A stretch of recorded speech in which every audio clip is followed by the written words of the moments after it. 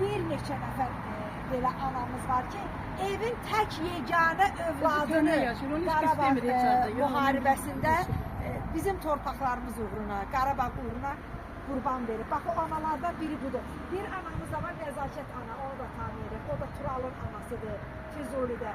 Onun da tək yeganə bir övladı var. Biri də Arzu anadır. Mingəçevirdə tənha yaşayan, tənha şəkillərlə, duvara yaşayan Sevinç Canayla mənəm. Elmar könüllü gedib, nə hərbiçidir, nə çağrıqçı. Sənə qurban, hamının ki, hərbiçidir, çağrıqçıdır. Bir Atik orada var, gülüş doktoruna var. Onunla Elmar bir gündə gedib, ana bilmir. Könüllü, anaların xəbəri yoxdur. Yeganə övlad, ata yoxdur, aparmazdır da bilirsiniz. Özü gedir. Özü. Sizə dedi gedəndə. Polat Həşimov şəhid olandan yazılıb. Ay qızım, demirəm, analara demir. Axşam bizə ziyarət edir. Gör nə yaman zülüm çəkmişim.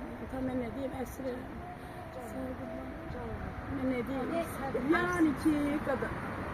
Bunu. Vətəni səndən çox istəyir. Hə, vətən səndən söndür.